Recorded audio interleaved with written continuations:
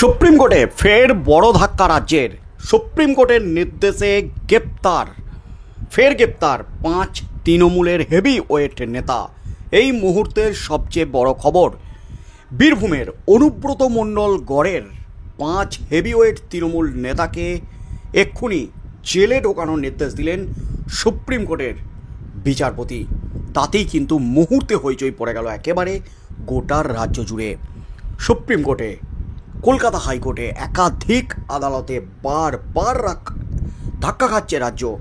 Supreme কোর্টে কিন্তু একের পর এক ধাক্কা লেগেই আছে, কারণ এসএসসির চাকরি বাতিল থেকে শুরু করে বকেয়া ডিএ মামলা, একের পর এক ধাক্কা রাজ্যের। তার মধ্যে ফের কিন্তু সুপ্রিম কোর্টে বড় সড় ধাক্কা, একেবারে মুখ থুবড়ে পড়ল রাজ্য। কলকাতা হাইকোর্টের নির্দেশ খারিজ করে দিল সুপ্রিম কোর্ট। এক্ষুনি গ্রেপ্তার করে জেলে ভরুন 5 তৃণমূল নেতাকে, এমনই কিন্তু চরম নির্দেশ দিয়ে দিলেন সুপ্রিম কোর্টের বিচারপতিরা। তাতেই কিন্তু মুহূর্তে হইচই পড়ে গেল একেবারে গোটা রাজ্য জুড়ে। যা নির্দেশ দিলেন সুপ্রিম কোর্টের বিচারপতিরা, তাতেই কিন্তু তোলপাড়, চরম অস্বস্তিতে, চরম বিপাকে একেবারে কালীঘাট। এই মামলাটি মূলত ভোট পরবর্তী হিংসা মামলা, যেখানে রাজ্যে ভোট হলেই কিন্তু একাধিক ক্ষেত্রে হিংসার অভিযোগ ওঠে। পঞ্চায়েত নির্বাচন থেকে শুরু করে বিধানসভা নির্বাচন, লোকসভা নির্বাচন, ভোট পরবর্তী হিংসা থেকে শুরু করে ভোটের মাঝে হিংসা, রীতিমতো উত্তপ্ত হয়ে ওঠে গোটা রাজ্য। বিরোধীদের বাড়িঘর ভাঙচুর থেকে শুরু করে রক্তারক্তিকাণ্ড, একাধিক অভিযোগ ওঠে।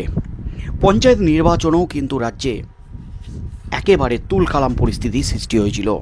তার মধ্যে 2021 বিধানসভা নির্বাচনের ভোট পরবর্তী হিংসা মামলায় রীতিমতো মুখ থুবড়ে পড়ল রাজ্য।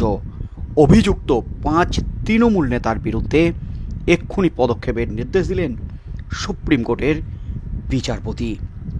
ভোট পরবর্তী সন্ত্রাসে অভিযুক্ত 5 অভিযুক্তের জামিন খারিজ করে দিল শীর্ষ আদালত। কলকাতা হাইকোর্ট ওই 5 জনকে আগে জামিন দিয়েছিল, মামলা করায় সুপ্রিম কোর্ট পর্যন্ত। হাইকোর্টের রায় খারিজ করে দিয়েছে শীর্ষ আদালত এবং স্পষ্ট জানিয়ে দিয়েছে অভিযোগ যথেষ্ট গুরুতর। বিচারপতিদের পর্যবেক্ষণ, বিরোধী দলের উপর হামলা আদতে গণতন্ত্রের উপর হামলা। প্রসঙ্গত 2021 সালের বিধানসভা নির্বাচনের পর রাজ্যে ভোট পরবর্তী হিংসার ভয়ঙ্কর অভিযোগ ওঠে। রাজ্যে বিরোধীদের বাড়িঘর জ্বালানো, ভাঙচুর, নারী নির্যাতন সহ একাধিক অভিযোগ ওঠে। সিবিআই তদন্তের নির্দেশ দিয়েছিল কলকাতা হাইকোর্ট। হাইকোর্টের সেই নির্দেশকে চ্যালেঞ্জ করে সুপ্রিম কোর্টে গিয়েছিল রাজ্য। সুপ্রিম কোর্টে সিবিআই তদন্তের নির্দেশই বহাল রাখে, কিন্তু মামলাগুলি ভিন রাজ্যের ট্রায়াল চেয়ে শীর্ষ আদালতের দ্বারস্থ হয় সিবিআই। সংশ্লিষ্ট ঘটনাটি 2021 সালের 2রা মেয়ের। অভিযোগকারী বিজেপি সমর্থক। তার বক্তব্য ছিল, নির্বাচনের ফল ঘোষণার পরই তার বাড়িতে আগুন ধরিয়ে দেওয়া হয়, মারধর করা হয় তাকে, তার স্ত্রীকে তুলে নিয়ে গিয়ে ধর্ষণের চেষ্টা হয় বলে অভিযোগ। এই ঘটনায় শেখ জামির, শেখ নুরুই, শেখ আশরাফ, শেখ রাহুল, জয়ন্ত ডোম এবং শেখ কাবিরুল অভিযুক্ত ছিল। আদালতের পর্যবেক্ষণ, 2021 সালের 2রা মে যেদিন ঘটনা ঘটেছিল তার পরদিন অর্থাৎ 3রা মে অভিযোগকারীর এফআইআরে নিতে অস্বীকার করেছিল সংশ্লিষ্ট থানার ওসি। নিজেদের নিরাপত্তার জন্য স্ত্রী নিয়ে ঘর ছাড়া ছিলেন মামলাকারী।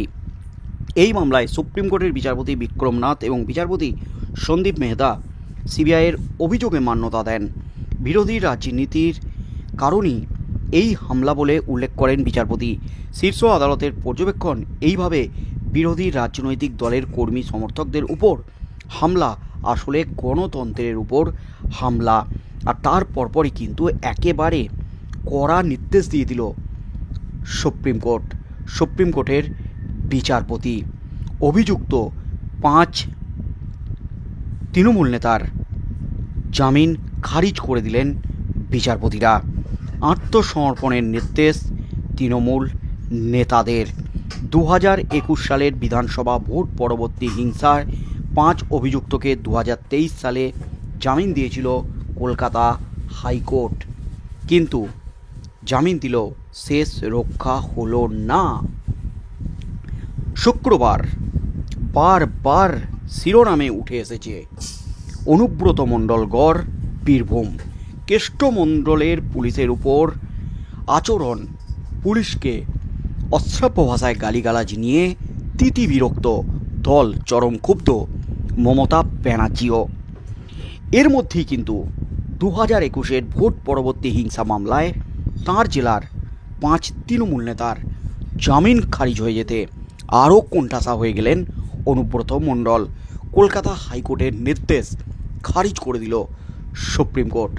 2021 সালের বিধানসভা ভোট পরবর্তী হিংসায় 5 অভিযুক্তকে 2023 সালে জামিন দিয়েছিল কলকাতা হাইকোর্ট, কিন্তু সেই নির্দেশের বিরুদ্ধে সুপ্রিম কোর্টে গিয়েছিল অভিযোগকারী। নির্দেশ দেওয়া হয়েছে আগামী 2 সপ্তাহের মধ্যে ওই 5 জনকে নিম্ন আদালতে আত্মসমর্পণ করতে হবে। আর যদি কেউ নির্দিষ্ট সময়ের মধ্যে আত্মসমর্পণ না করেন তাহলে তাদের বিরুদ্ধে কড়া পদক্ষেপ নিতে পারবে নিম্ন আদালত।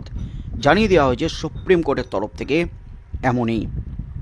সুপ্রিম কোর্টের বিচারপতি বিক্রম নাথ এবং বিচারপতি সন্দীপ মেহতার বেঞ্চ নিম্ন আদালতকে জানিয়েছেন এই 5 জনের মামলার শুনানি আগামী 6 মাসের মধ্যে শেষ করতে হবে। আর সময়সীমার মধ্যে যদি অভিযুক্তরা আত্মসমর্পণ না করে তাহলে তাদের বিরুদ্ধে প্রয়োজনীয় কড়া অ্যাকশন নিতে পারবে নিম্ন আদালত। প্রসঙ্গত এই 5 অভিযুক্তরা হলেন শেখ জামির হোসেন, শেখ নুরুই, শেখ আশরাফ, শেখ কবিরুল এবং জয়ন্ত ডোম।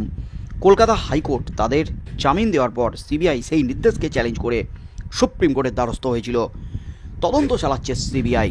কেন্দ্রীয় গোয়েন্দা সংস্থার আর্জি মেনে শীর্ষ আদালত জানিয়েছে বিরোধী দলের উপর হামলা আদতে গণতন্ত্রের উপর হামলা, তাই কোনোভাবেই এমন ঘটনা বরদাস্ত করা যাবে না। তাই এক্ষেত্রে অভিযুক্তরা জামিনে মুক্ত হয়ে ঘুরতে পারে না। তারা অভিযুক্ত, তারা বাড়িঘর জ্বালিয়ে দিয়েছে, তাদের বিরুদ্ধে একাধিক অভিযোগ উঠেছে। খুন থেকে শুরু করে সন্ত্রাস, মহিলাদের উপর আক্রমণের অভিযোগ উঠেছে। তাই তারা এভাবে জামিন পেয়ে বাইরে ঘুরতে পারে না। 2021 সালে বিধানসভা ভোটের পরে রাজ্য জুড়ে যে হিংসার ঘটনা ঘটেছিল সেটা একেবারে নক্কারজনক, এমনই কিন্তু পর্যবেক্ষণ সুপ্রিম কোর্টের। তাই ওই তৃণমূল নেতাদের এক্ষুনি গ্রেপ্তার করতে হবে এবং 2 সপ্তাহ সময় দেওয়া হয়েছে আত্মসমর্পণ করার জন্য।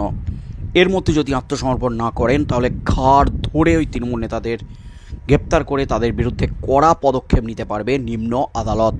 অর্থাৎ নিম্ন আদালতকে কিন্তু সুপ্রিম পাওয়ার দেওয়া হয়েছে, সিবিআইকে গ্রেপ্তারের নির্দেশ দেওয়া হয়েছে। এক্ষুনি গ্রেপ্তার করতে হবে ওই 5 কালপিটকে যারা ভোট পরবর্তী হিংসা মামলায় জড়িত। অর্থাৎ সুপ্রিম কোর্টের নির্দেশে রীতিমতো বড় ধাক্কা খেলেন ফের অনুব্রত মণ্ডল, কারণ বীরভূমে অনুব্রত মণ্ডলের ঘরেই কিন্তু এই ধরনের অভিযোগ উঠেছিল। তাই সেই অভিযোগই কিন্তু একেবারে সুপ্রিম ধাক্কা অনুব্রত মণ্ডলেরও, এমনই কিন্তু মনে করছেন ওয়াকিবহল মহল থেকে শুরু করে রাজনৈতিক মহলের একাংশ। কারণ এমনিতেই তিনি কোণঠাসা, পুলিশকে হুমকি দিয়ে অশ্রাব্য ভাষায় গালিগালাজ করে দলের কোপের মুখে পড়েছেন তিনি। এমনিতেই কিন্তু তার সভাপতির পদ খারিজ করে দিয়েছেন মমতা ব্যানার্জি। তিনি এই মুহূর্তে কোর কমিটির একজন নেতা মাত্র। তিনি কোনো মিটিং মিছিল ডাকতে পারবেন না, তার হাত থেকে সেই ক্ষমতা কেড়ে নিয়েছেন মমতা ব্যানার্জি। আর তারপর ভোট পরবর্তী হিংসা মামলায় তারই এলাকার 5 তৃণমূল নেতার জামিন খারিজ হওয়া, গ্রেপ্তারের নির্দেশ যথেষ্ট চাপ বাড়িয়েছে অনুব্রত মণ্ডলের উপর। আগামী দিনে কী হতে চলেছে, সিবিআই তদন্ত করে কী তথ্য হাতে পায় এবং 6 মাসের মধ্যে বিচার প্রক্রিয়া সমাপ্ত করে শুনানি শেষ করে কী নির্দেশ দেন নিম্ন আদালতের বিচারক, কী হতে চলেছে সেদিকেই চোখ থাকবে গোটা রাজ্যের।